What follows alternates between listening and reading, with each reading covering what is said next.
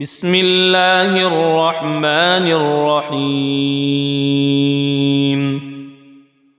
ياسين والقرآن الحكيم إنك لمن المرسلين على صراط مستقيم تنزيل العزيز الرحيم لتنذر قوما ما أنذر آباؤهم فهم غافلون لقد حق القول على أكثرهم فهم لا يؤمنون إنا جعلنا في أعناقهم أغلالا فهي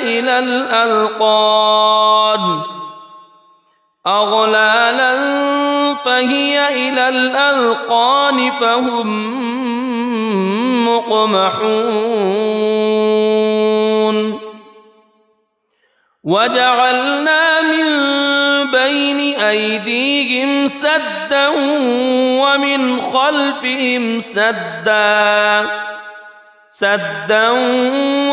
خلفهم سدا فأغشيناهم فهم لا يبصرون وسواء عليهم أأنذرتهم أم لم تنذرهم لا يؤمنون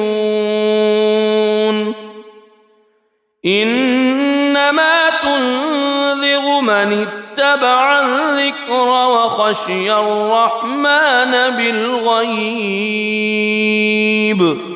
فبشره بمغفرة وأجر كريم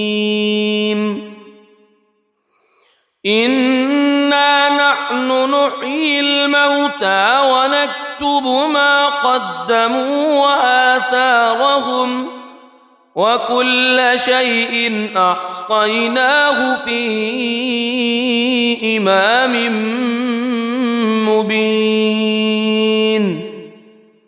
واضرب لهم مثلا أصحاب القرية إذ جاءها المرسلون إذ أرسلنا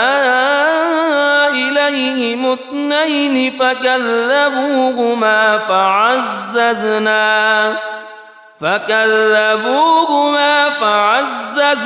بثالث فقالوا إنا إليكم مرسلون قالوا ما أنتم إلا بشر مثلنا وما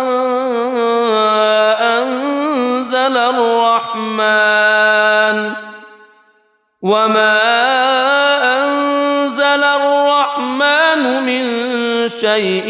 إن أنتم إلا تكذبون قالوا ربنا يعلم إنا إليكم لمرسلون وما علينا إلا البلاغ المبين قالوا إنا تطيرنا بكم لئن لم تنتهوا لنرجمنكم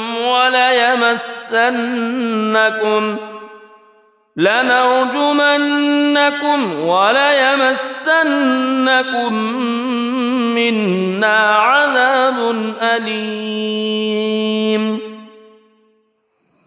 قالوا طائركم معكم أئن ذكرتم بل أنتم قوم مسرفون وجاء من أقصى المدينة رجل يسعى قال يا قوم اتبعوا المرسلين اتبعوا من لا يسألكم أجرا وهم مهتدون وما لي لا أعبد الذي فطرني وإليه ترجعون أأتخذ من دونه آلهة إن يردني الرحمن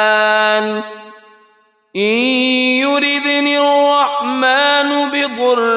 لا تغن عني شفاعتهم شيئا ولا ينقذون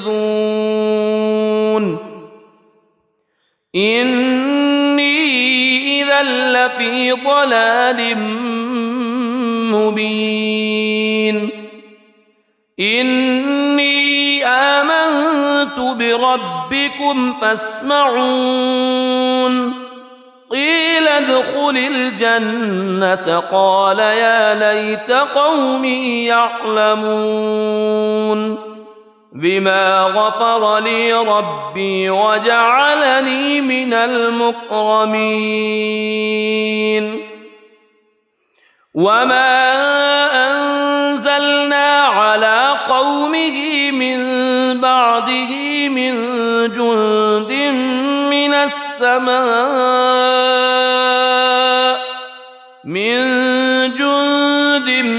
من السماء وما كنا منزلين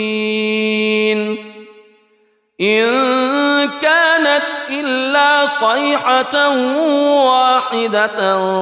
فإذا هم خامدون يا حسرة على العباد ما يأتيهم من رسول إلا كانوا به يستهزئون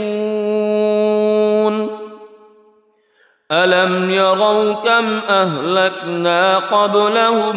من القرون أنهم إليهم لا يرجعون وإن كل لما جميع لدينا محضرون وآية لهم الأرض الميتة أحييناها وأخرجنا منها حبا فمنه يأكلون وجعلنا فيها جنات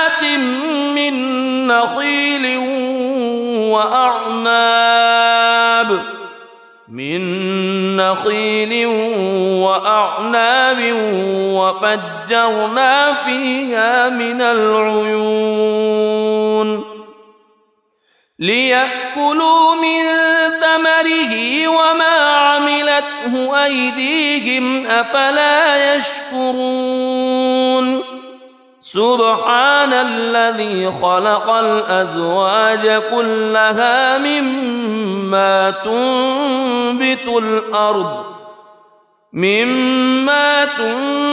الأرض ومن أنفسهم ومما لا يعلمون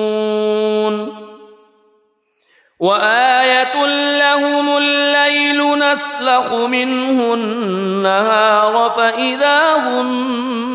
مظلمون والشمس تجري لمستقر لها ذلك تقدير العزيز العليم والقمر قدرناه منازل حتى عاد كالعرجون القديم لا الشمس ينبغي لها أن تدرك القمر ولا الليل سابق النهار وكل في فلك يسبحون وآية لهم أنا حملنا ذريتهم في الفلك المشحون وخلقنا لهم من مثله ما يركبون وإن نشأ نغرقهم فلا صريخ لهم ولا هم ينقذون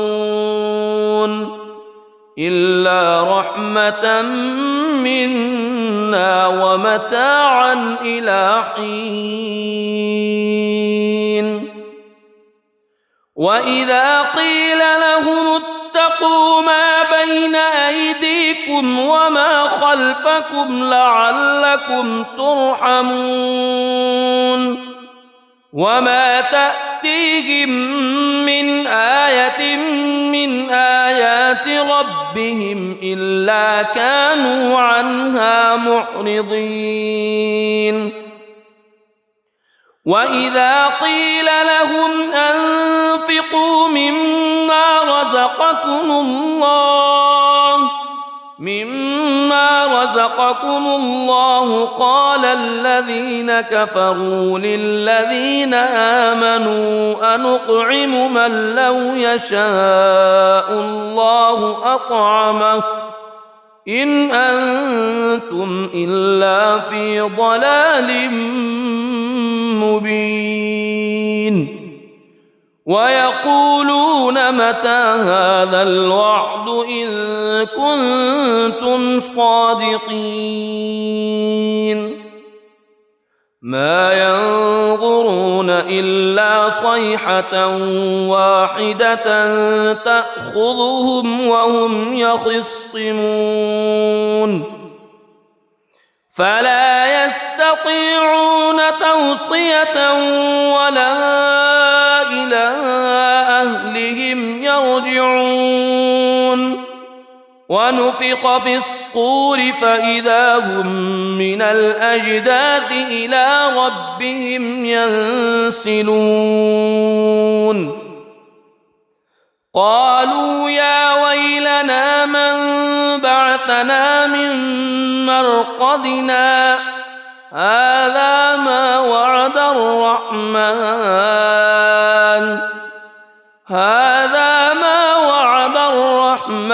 وصدق المرسلون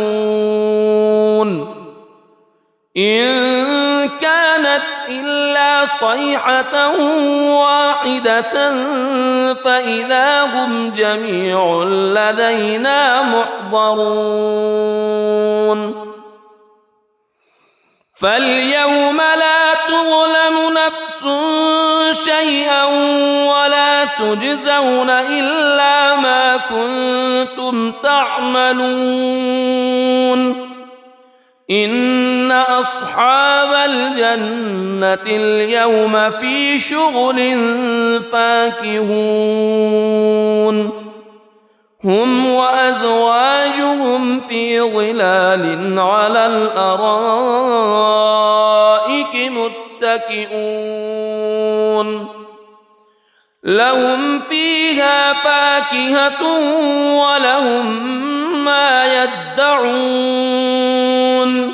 سلام قولا من رب رحيم وامتازوا اليوم أيها المجرمون ألم أعهد إليكم يا بني ألا تعبدوا الشيطان ألم أعهد إليكم يا بني آدم ألا تعبدوا الشيطان إنه لكم عدو مبين وأن اعبدوني هذا صراط مستقيم ولقد أضل منكم جبلا كثيرا أفلم تكونوا تعقلون هذه جهنم التي كنتم توعدون اصلوها اليوم بما كنتم تكفرون اليوم نختم على أفواههم وتكلمنا أيديهم وتشهد أرجلهم بما كانوا يكسبون ولو نشاء لطمسنا على أعينهم فاستبقوا الصراط فأنى يبصرون ولو نشاء لمسخناهم على مكانتهم فما استطاعوا مضيا ولا يرجعون ومن نعمره ننكسه في الخلق أفلا يعقلون وما علمناه الشعر وما ينبغي له إن هو إلا ذكر وقرآن مبين لينذر من كان حيا ويحق القول على الكافرين أولم يروا أنا خلقنا لهم مما عملت أيدينا أنعاما فهم لها مالكون وذللناها لهم فمنها ركوبهم ومنها يأكلون ولهم فيها منافع ومشارب أفلا يشكرون واتخذوا من دون الله آلهة لعلهم ينصرون لا يستطيعون نصرهم وهم لهم جند محضرون فلا يحزنك قولهم إنا نعلم ما يسرون وما يعلنون أولم ير الإنسان أنا خلقناه من نطفة فإذا هو خصيم مبين وضرب لنا مثلا ونسي خلقه قال من يحيي العظام وهي رميم قل يحييها الذي أنشأها أول مرة وهو بكل خلق عليم الذي جعل لكم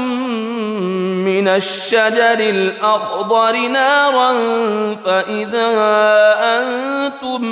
منه توقدون أوليس الذي خلق السماوات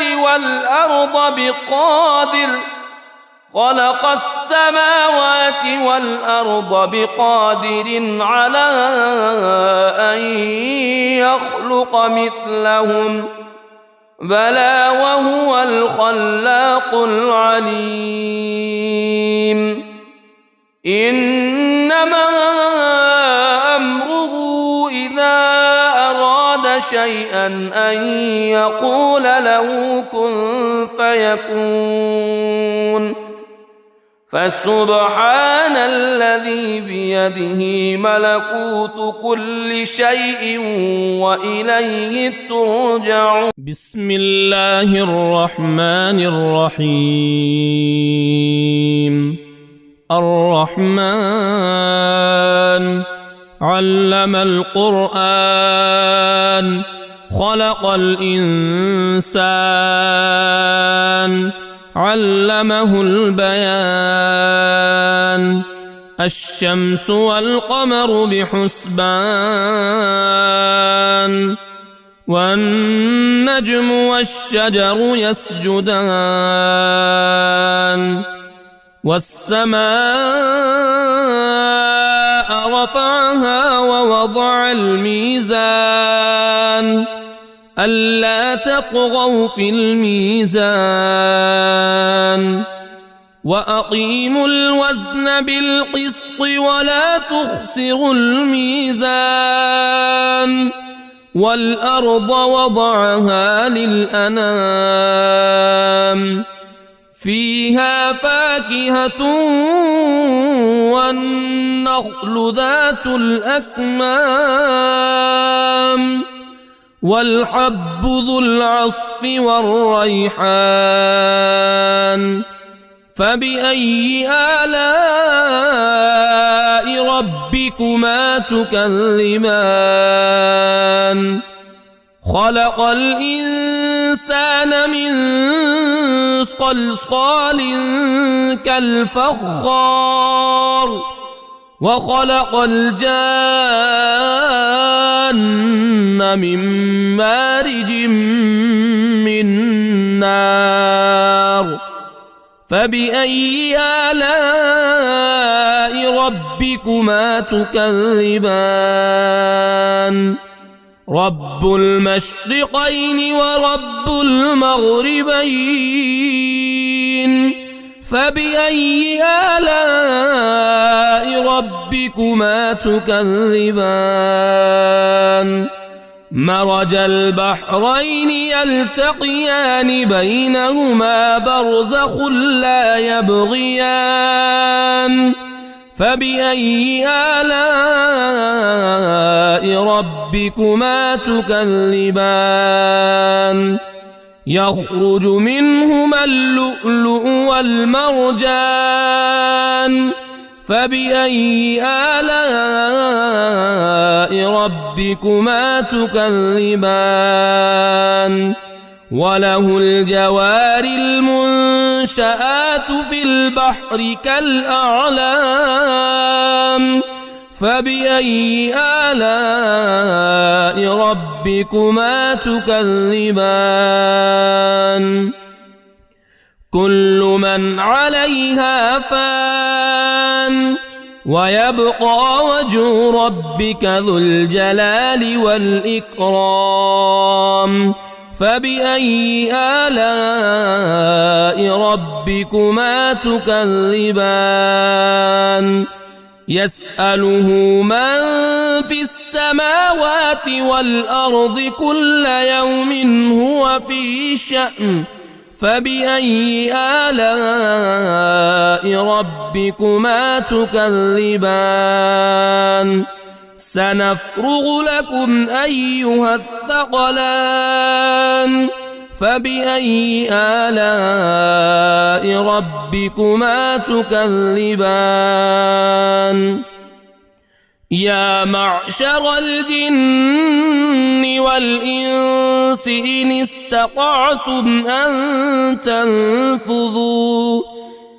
استطعتم أن تنفذوا من أقطار السماوات والأرض فانفذوا لا تنفذون إلا بسلطان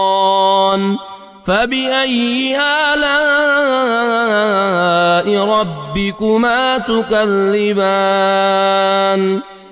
يرسل عليكما شواظ من نار ونحاس فلا تنتصران فبأي آلاء ربكما تكذبان فإذا انشقت السماء فكانت وردة كالدهان فبأي آلاء ربكما تكذبان فيومئذ لا يسأل عن ذنبه إنس ولا جان فبأي آلاء ربكما تكذبان يعرف المجرمون بسيماهم فيؤخذ بالنواصي والأقدام فبأي آلاء ربكما تكذبان هذه جهنم التي يكذب بها المجرمون يطوفون بينها وبين حميم آن فبأي آلاء ربكما تكذبان ولمن خاف مقام ربه جنتان فبأي آلاء ربكما تكذبان ذواتا أفنان فبأي آلاء ربكما تكذبان فيهما عينان تجريان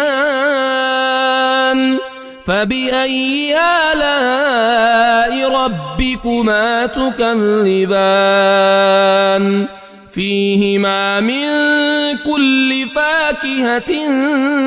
زوجان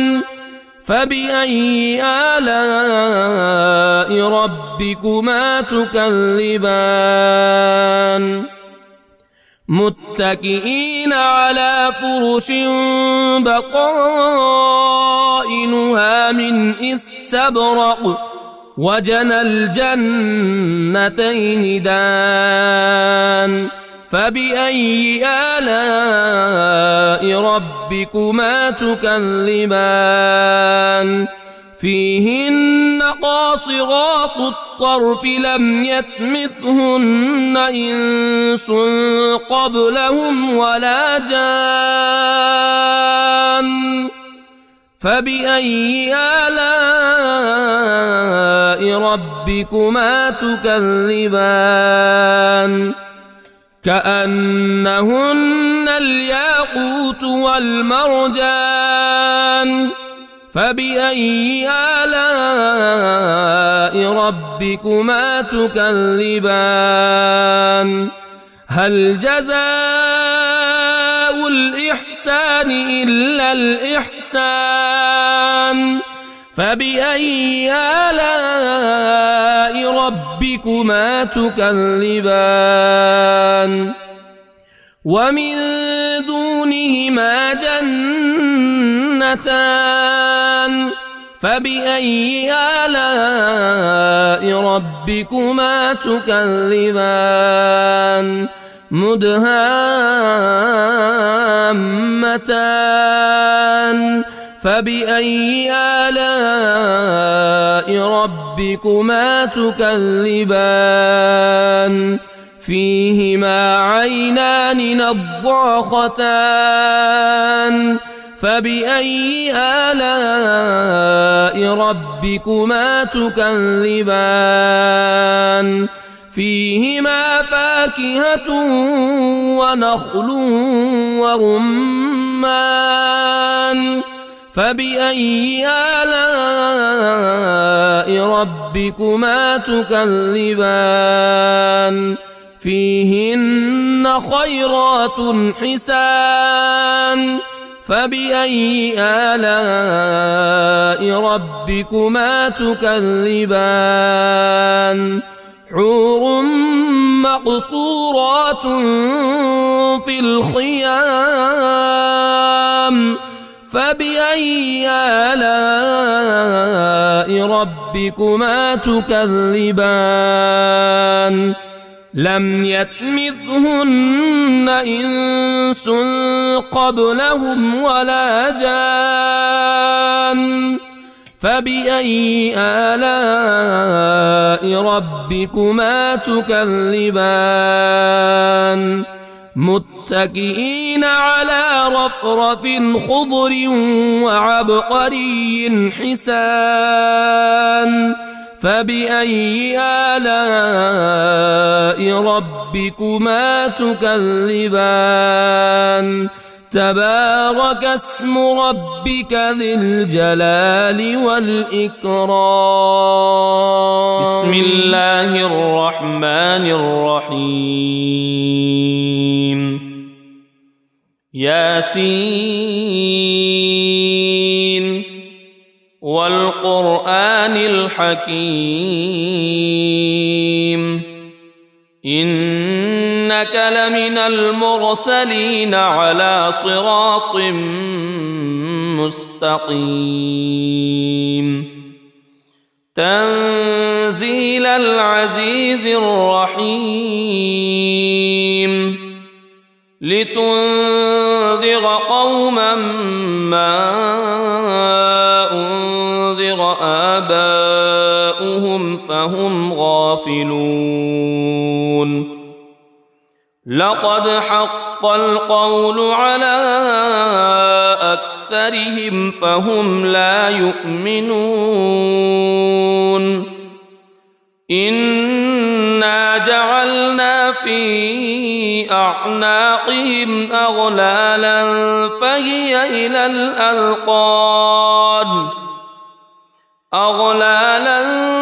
فهي إلى الأذقان فهم مقمحون وجعلنا من بين أيديهم سدا ومن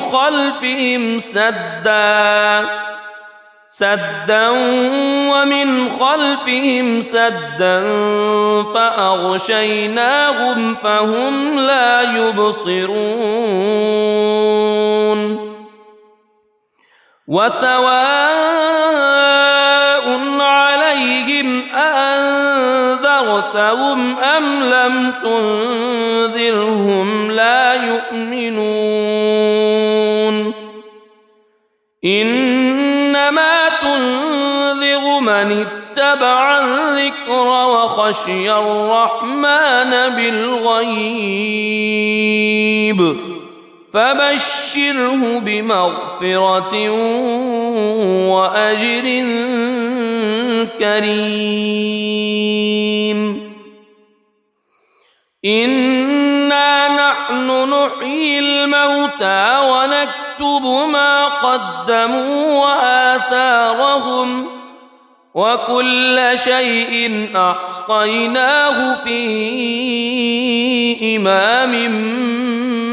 مبين واضرب لهم مثلا أصحاب القرية إذ جاءها المرسلون إذ أرسلنا إليهم اثنين فكذبوهما فعززنا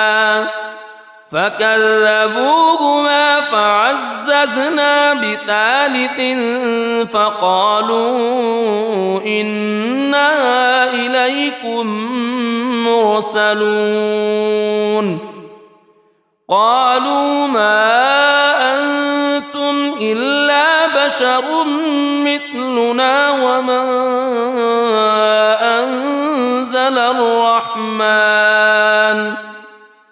وما أنزل الرحمن من شيء إن أنتم إلا تكذبون قالوا ربنا يعلم إنا إليكم لمرسلون وما علينا إلا البلاغ المبين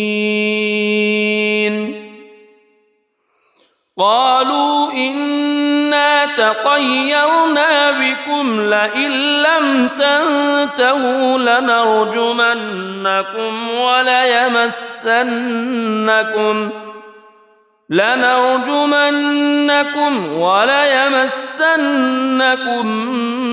منا عذاب أليم قالوا طائركم معكم أئن ذكرتم بل أنتم قوم مسرفون وجاء من أقصى المدينة رجل يسعى قال يا قوم اتبعوا المرسلين اتبعوا من لا يسألكم أجرا وهم مهتدون وما لي لا أعبد الذي فطرني وإليه ترجعون أأتخذ من دونه آلهة إن يردني الرحمن بضر لا تغن عني شفاعتهم شيئا ولا ينقذون إني إذا لفي ضلال مبين إني آمنت بربكم فاسمعون قيل ادخل الجنة قال يا ليت قومي يعلمون بما غفر لي ربي وجعلني من المكرمين وما أنزلنا على قومه من بعده من جند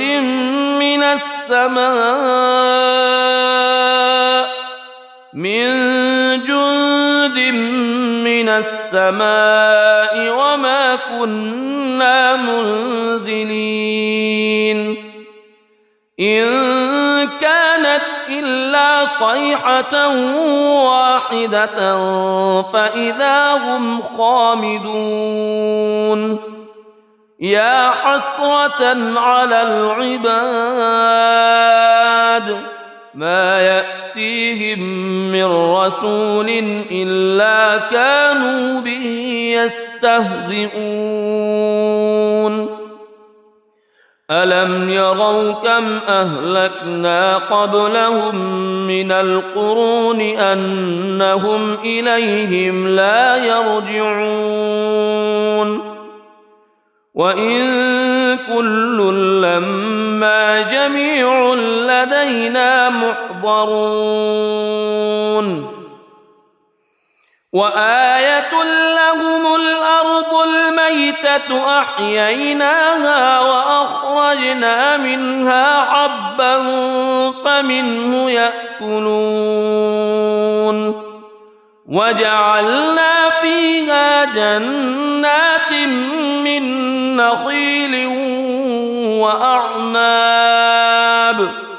من نخيل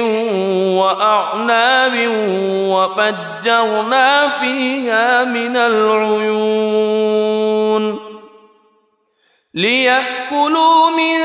ثمره وما عملته أيديهم أفلا يشكرون سبحان الذي خلق الأزواج كلها مما تنبت الأرض ومن أنفسهم ومما لا يعلمون وآية لهم الليل نسلخ منه النهار فإذا هم مظلمون والشمس تجري لمستقر لها ذلك تقدير العزيز العليم والقمر قدرناه منازل حتى عاد كالعرجون القديم لا الشمس ينبغي لها أن تدرك القمر ولا الليل سابق النهار وكل في فلك يسبحون وآية لهم أنا حملنا ذريتهم في الفلك المشحون وخلقنا لهم من مثله ما يركبون وإن نشأ نغرقهم فلا صريخ لهم ولا هم ينقذون إلا رحمة منا ومتاعا إلى حين وإذا قيل لهم اتقوا ما بين أيديكم وما خلفكم لعلكم ترحمون وما تأتيهم من آية من آيات ربهم إلا كانوا عنها معرضين وإذا قيل لهم أنفقوا مما رزقكم الله قال الذين كفروا للذين آمنوا أنطعم من لو يشاء الله أطعمه إن أنتم إلا في ضلال مبين ويقولون متى هذا الوعد إن كنتم صادقين ما ينظرون إلا صيحة واحدة تأخذهم وهم يخصمون فلا يستطيعون توصية ولا إلى أهلهم يرجعون ونفخ في الصور فإذا هم من الأجداث إلى ربهم ينسلون قالوا يا ويلنا من بعثنا من مرقدنا هذا ما وعد الرحمن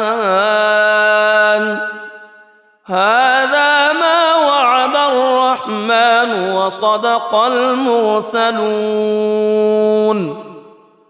إن كانت إلا صيحة واحدة فإذا هم جميع لدينا محضرون فاليوم لا تظلم نفس شيئا ولا تجزون إلا ما كنتم تعملون إن أصحاب الجنة اليوم في شغل فاكهون هم وأزواجهم في ظلال على الأرائك متكئون لهم فيها فاكهة ولهم ما يدعون سلام قولا من رب رحيم وامتازوا اليوم أيها المجرمون ألم أعهد إليكم يا بني ألا تعبدوا الشيطان ألم أعهد إليكم يا بني آدم ألا تعبدوا الشيطان إنه لكم عدو مبين وأن اعبدوني هذا صراط مستقيم ولقد أضل منكم جبلا كثيرا أفلم تكونوا تعقلون هذه جهنم التي كنتم توعدون اصلوها اليوم بما كنتم تكفرون اليوم نختم على أفواههم وتكلمنا أيديهم وتشهد أرجلهم بما كانوا يكسبون ولو نشاء لطمسنا على أعينهم فاستبقوا الصراط فأنى يبصرون ولو نشاء لمسخناهم على مكانتهم فما استطاعوا مضيا ولا يرجعون ومن نعمره ننكسه في الخلق أفلا يعقلون وما علمناه الشعر وما ينبغي له إن هو إلا ذكر وقرآن مبين لينذر من كان حيا ويحق القول على الكافرين أولم يروا أنا خلقنا لهم مما عملت أيدينا أنعاما فهم لها مالكون وذللناها لهم فمنها ركوبهم ومنها يأكلون ولهم فيها منافع ومشارب أفلا يشكرون واتخذوا من دون الله آلهة لعلهم ينصرون لا يستطيعون نصرهم وهم لهم جند محضرون فلا يحزنك قولهم إنا نعلم ما يسرون وما يعلنون أولم ير الإنسان أنا خلقناه من نطفة فإذا هو خصيم مبين وضرب لنا مثلا ونسي خلقه قال من يحيي العظام وهي رميم قل يحييها الذي أنشأها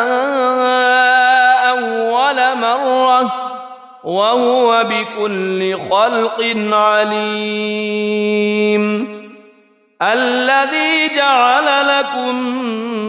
من الشجر الأخضر نارا فإذا أنتم منه توقدون أوليس الذي خلق السماوات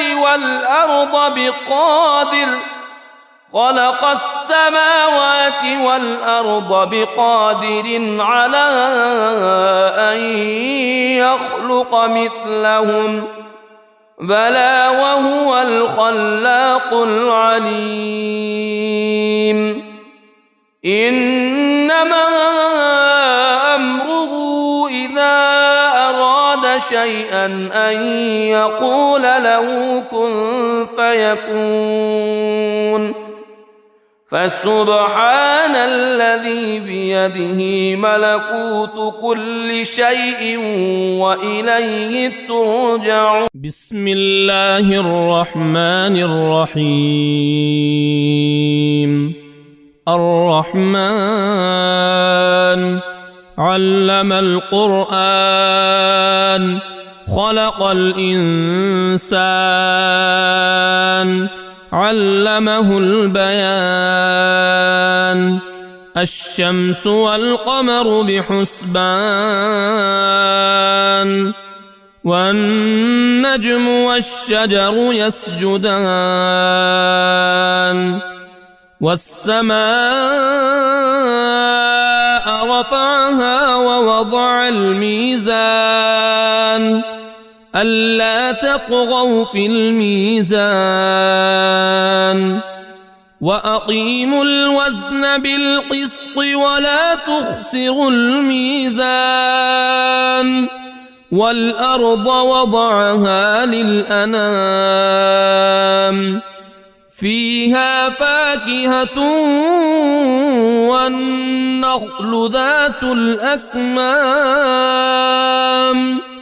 والحب ذو العصف والريحان. فبأي آلاء ربكما تكذبان؟ خلق الإنسان من صلصال كالفخار وخلق الجان من مارج من نار. فبأي آلاء ربكما تكذبان؟ رب المشرقين ورب المغربين. فبأي آلاء ربكما تكذبان؟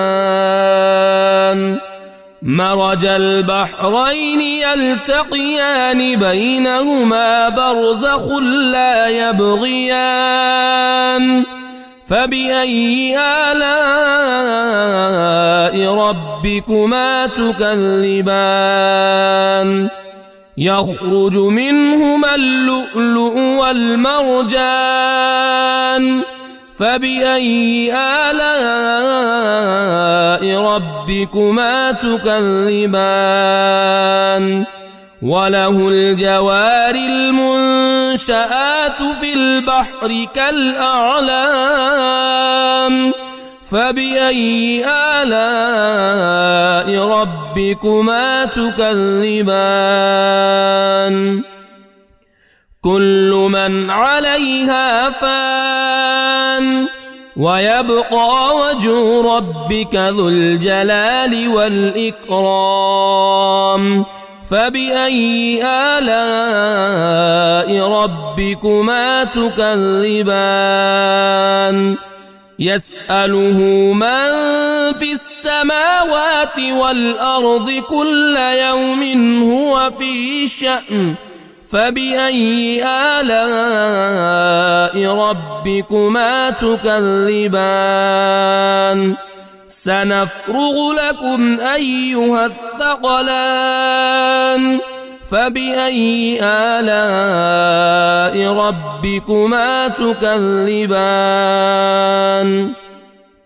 يا معشر الجن والإنس إن استطعتم أن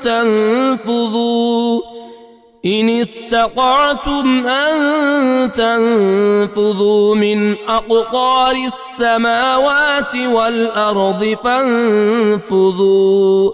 لا تنفذون إلا بسلطان. فبأي آلاء ربكما تكذبان؟ يرسل عليكما شواظ من نار ونحاس فلا تنتصران. فبأي آلاء ربكما تكذبان فإذا انشقت السماء فكانت وردة كالدهان فبأي آلاء ربكما تكذبان فيومئذ لا يسأل عن ذنبه إنس ولا جان فبأي آلاء ربكما تكذبان يعرف المجرمون بسيماهم فيؤخذ بالنواصي والأقدام فبأي آلاء ربكما تكذبان هذه جهنم التي يكذب بها المجرمون يطوفون بينها وبين حميم آن فبأي آلاء ربكما تكذبان ولمن خاف مقام ربه جنتان فبأي آلاء ربكما تكذبان ذواتا أفنان فبأي آلاء ربكما تكذبان فيهما عينان تجريان فبأي آلاء ربكما تكذبان فيهما من كل فاكهة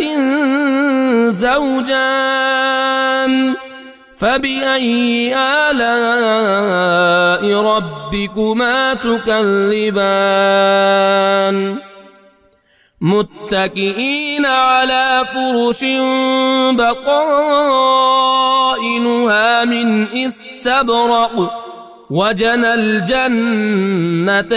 دان فبأي آلاء ربكما تكذبان فيهن قاصرات الطرف لم يطمثهن إنس قبلهم ولا جان فبأي آلاء ربكما تكذبان كأنهن الياقوت والمرجان فبأي آلاء ربكما تكذبان هل جزاء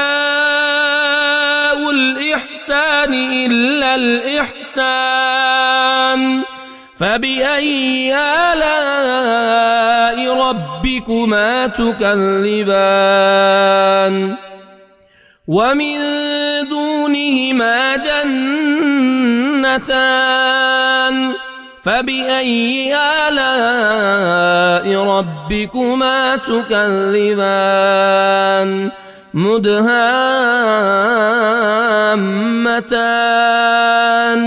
فبأي آلاء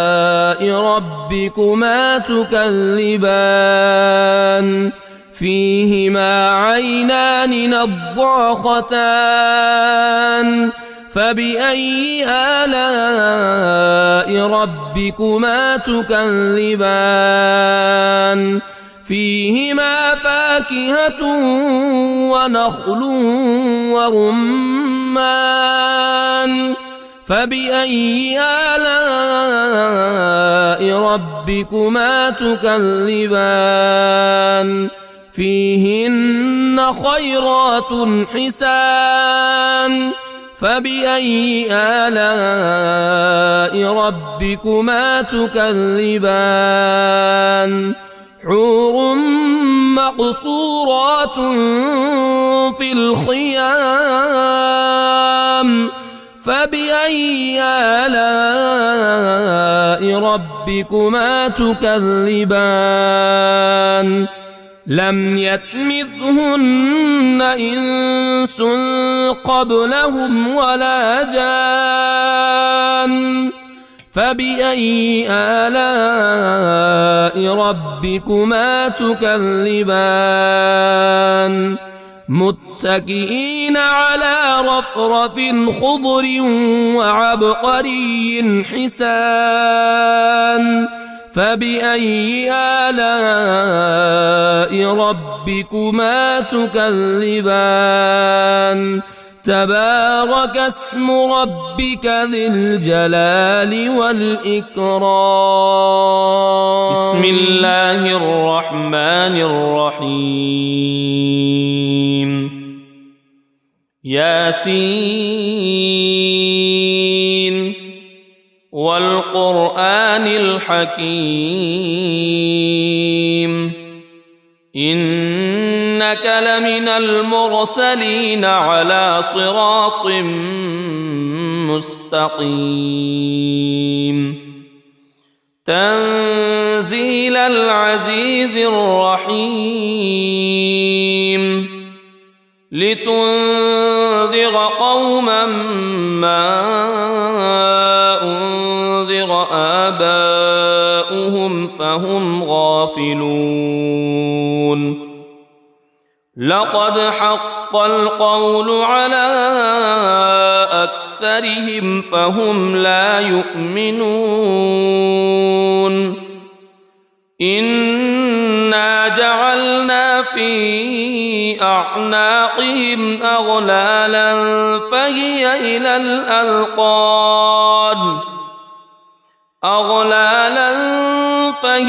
إلى الأذقان فهم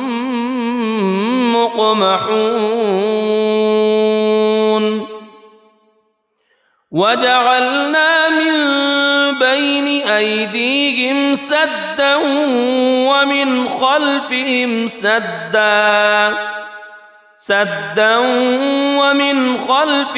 سدا فأغشيناهم فهم لا يبصرون وسواء عليهم أأنذرتهم أم لم تنذرهم لا يؤمنون إنما تنذر من اتبع الذكر وخشي الرحمن بالغيب فبشره بمغفرة وأجر كريم إنا نحن نحيي الموتى ونكتب ما قدموا وآثارهم وكل شيء أحصيناه في إمام مبين واضرب لهم مثلا أصحاب القرية إذ جاءها المرسلون إذ أرسلنا إليهم اثنين فكذبوهما فعززنا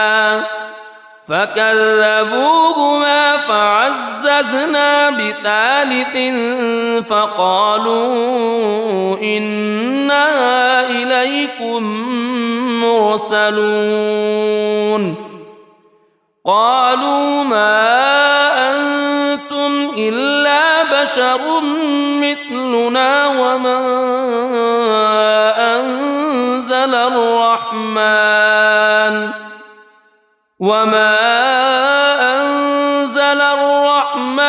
من شيء إن أنتم إلا تكذبون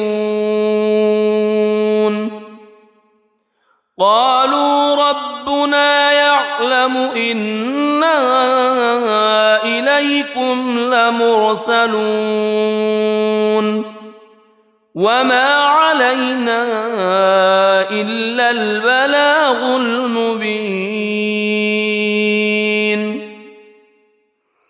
قالوا إنا تطيرنا بكم لئن لم تنتهوا لنرجمنكم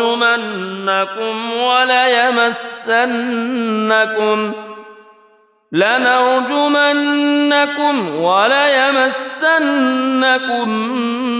منا عذاب أليم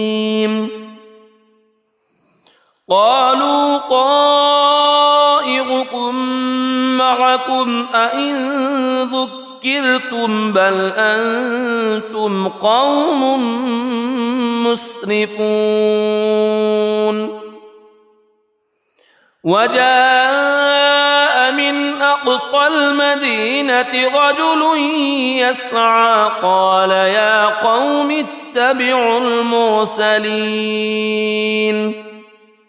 اتبعوا من لا يسألكم أجرا وهم مهتدون وما لي لا أعبد الذي فطرني وإليه ترجعون أأتخذ من دونه آلهة إن يردني الرحمن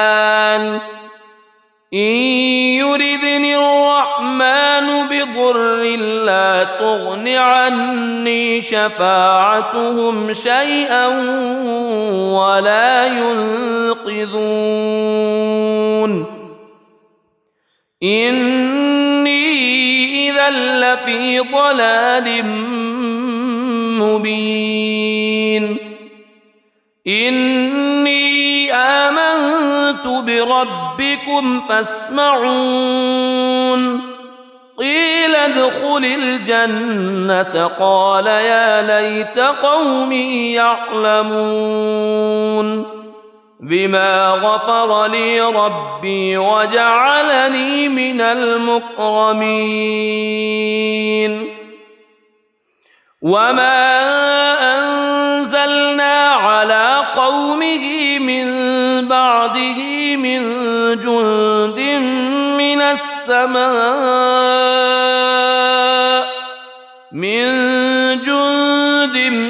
من السماء وما كنا منزلين إن كانت إلا صيحة واحدة فإذا هم خامدون يا حسرة على العباد ما يأتيهم من رسول إلا كانوا به يستهزئون ألم يروا كم أهلكنا قبلهم من القرون أنهم إليهم لا يرجعون وإن كل لما جميع لدينا محضرون وآية لهم الأرض الميتة أحييناها وأخرجنا منها حبا فمنه يأكلون وجعلنا فيها جنات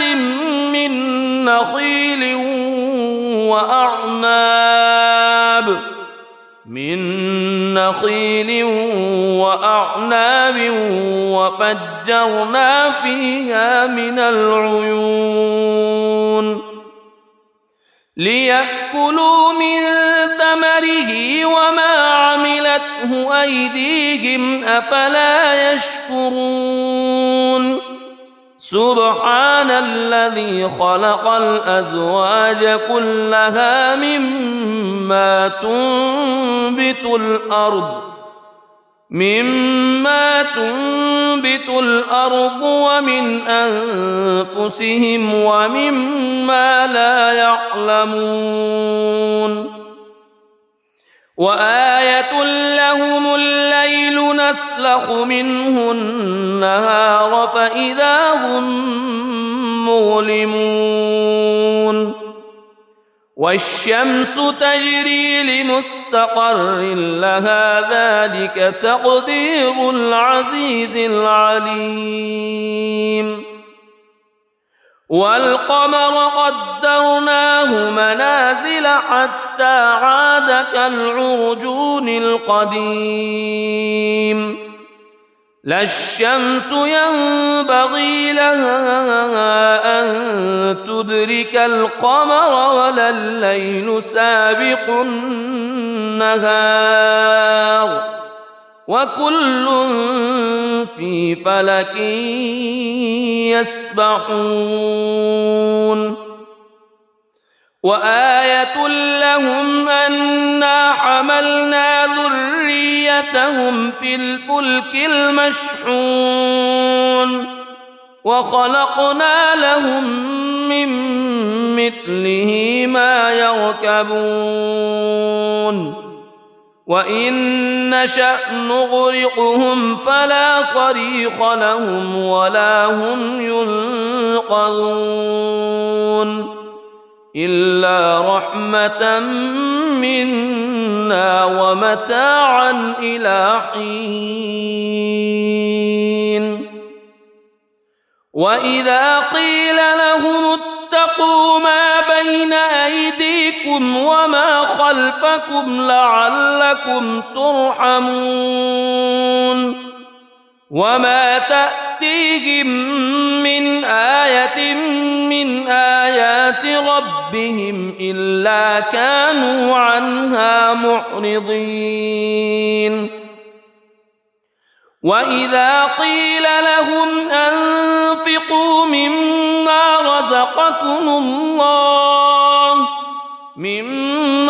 رزقكم الله قال الذين كفروا للذين آمنوا أنطعم من لو يشاء الله أطعمه إن أنتم إلا في ضلال مبين ويقولون متى هذا الوعد إن كنتم صادقين ما ينظرون إلا صيحة واحدة تأخذهم وهم يخصمون فلا يستطيعون توصية ولا إلى أهلهم يرجعون ونفخ في الصور فإذا هم من الأجداث إلى ربهم ينسلون قالوا يا ويلنا من بعثنا من مرقدنا هذا ما وعد الرحمن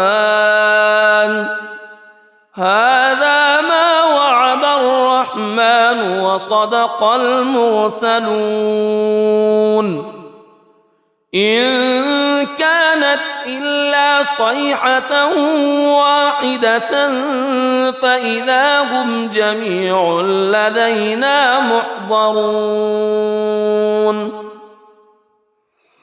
فاليوم لا تظلم نفس شيئا ولا تجزون إلا ما كنتم تعملون إن أصحاب الجنة اليوم في شغل فاكهون هم وأزواجهم في ظلال على الأرائك متكئون لهم فيها فاكهة ولهم ما يدعون سلام قولا هدى من رب رحيم وامتازوا اليوم أيها المجرمون ألم أعهد إليكم يا بني ألا تعبدوا الشيطان ألم أعهد إليكم يا بني آدم ألا تعبدوا الشيطان إنه لكم عدو مبين وأن اعبدوني هذا صراط مستقيم ولقد أضل منكم جبلا كثيرا أفلم تكونوا تعقلون هذه جهنم التي كنتم توعدون اصلوها اليوم بما كنتم تكفرون اليوم نختم على أفواههم وتكلمنا أيديهم وتشهد أرجلهم بما كانوا يكسبون ولو نشاء لطمسنا على أعينهم فاستبقوا الصراط فأنى يبصرون ولو نشاء لمسخناهم على مكانتهم فما استطاعوا مضيا ولا يرجعون ومن نعمره ننكسه في الخلق أفلا يعقلون وما علمناه الشعر وما ينبغي له إن هو إلا ذكر وقرآن مبين لينذر من كان حيا ويحق القول على الكافرين أولم يروا أنا خلقنا لهم مما عملت أيدينا أنعاما فهم لها مالكون وذللناها لهم فمنها ركوبهم ومنها يأكلون ولهم فيها منافع ومشارب أفلا يشكرون واتخذوا من دون الله آلهة لعلهم ينصرون لا يستطيعون نصرهم وهم لهم جند محضرون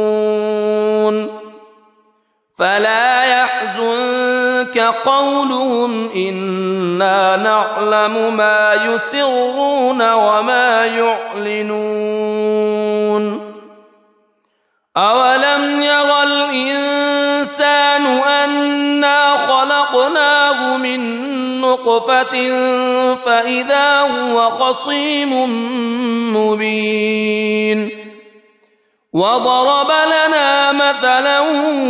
ونسي خلقه قال من يحيي العظام وهي رميم قل يحييها الذي أنشأها أول مرة وهو بكل خلق عليم الذي جعل لكم من الشجر الأخضر نارا فإذا أنتم منه توقدون أوليس الذي خلق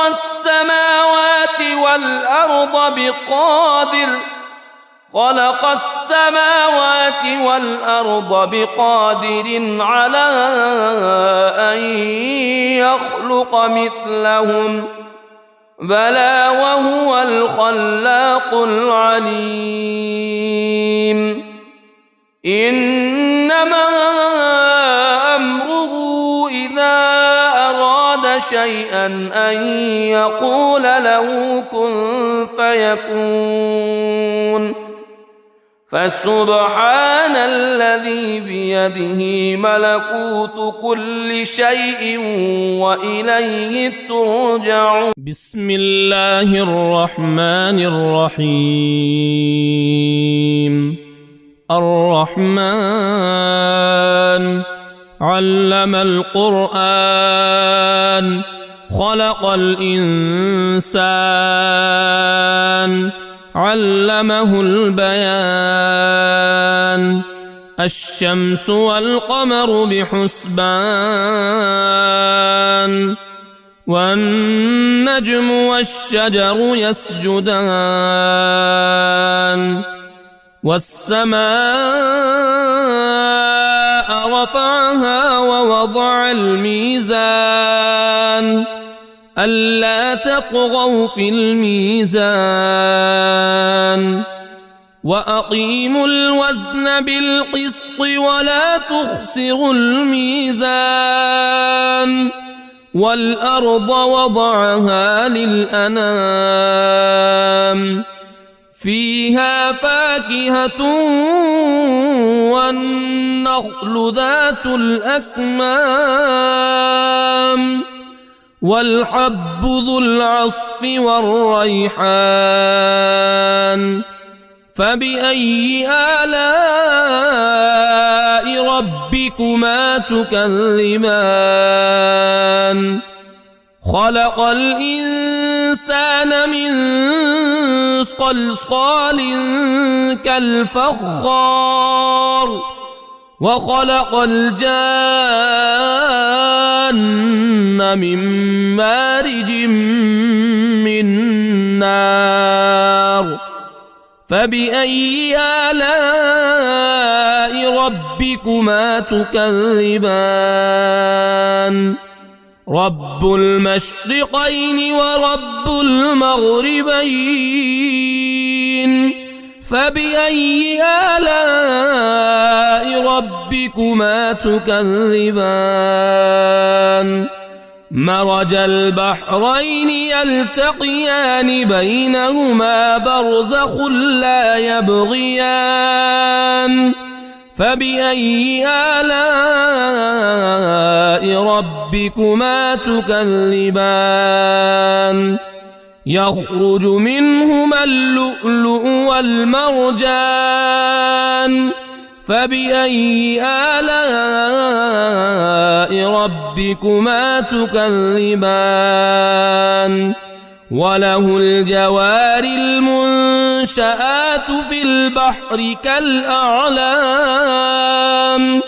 فبأي آلاء ربكما تكذبان كل من عليها فان ويبقى وجه ربك ذو الجلال والإكرام فبأي آلاء ربكما تكذبان يسأله من في السماوات والأرض كل يوم هو في شأن فبأي آلاء ربكما تكذبان سنفرغ لكم أيها الثقلان فبأي آلاء ربكما تكذبان يا معشر الجن والإنس إن استطعتم أن إن استطعتم أن تنفذوا من أقطار السماوات والأرض فانفذوا لا تنفذون إلا بسلطان فبأي آلاء ربكما تكذبان يرسل عليكما شواظ من نار ونحاس فلا تنتصران فبأي آلاء ربكما تكذبان فإذا انشقت السماء فكانت وردة كالدهان فبأي آلاء ربكما تكذبان فيومئذ لا يسأل عن ذنبه إنس ولا جان فبأي آلاء ربكما تكذبان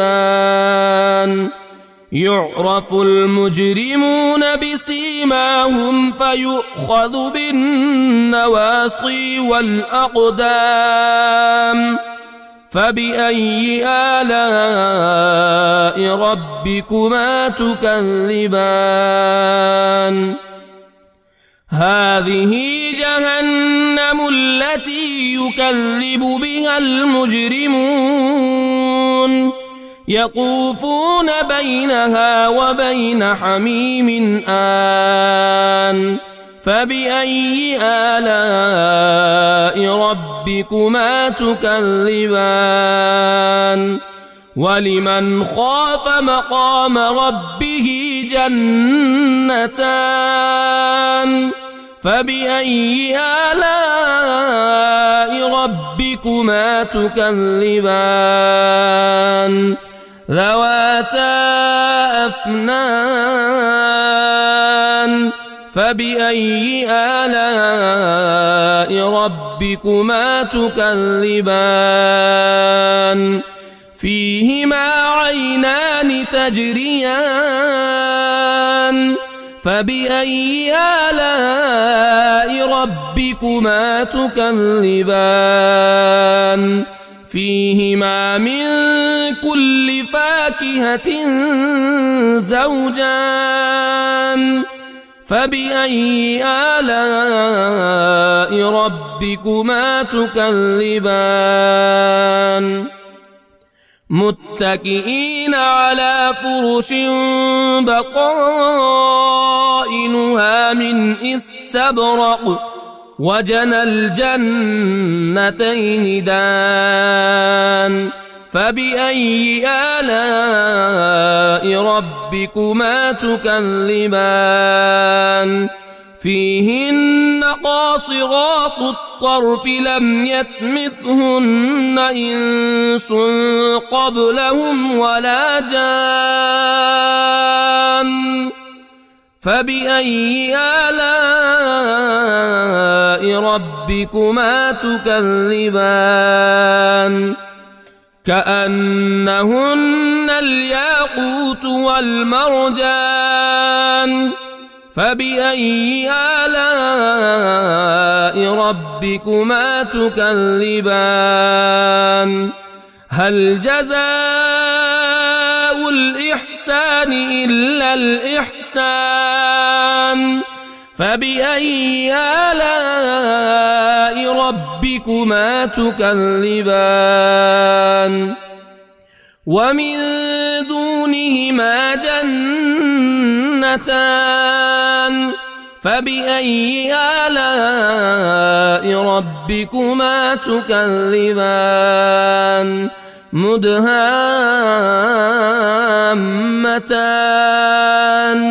فبأي آلاء ربكما تكذبان فيهما عينان نضاختان فبأي آلاء ربكما تكذبان فيهما فاكهة ونخل ورمان فبأي آلاء ربكما تكذبان فيهن خيرات حسان فبأي آلاء ربكما تكذبان حور مقصورات في الخيام فبأي آلاء ربكما تكذبان لم يطمثهن إنس قبلهم ولا جان فبأي آلاء ربكما تكذبان متكئين على رفرف خضر وعبقري حسان فبأي آلاء ربكما تكذبان تبارك اسم ربك ذي الجلال والإكرام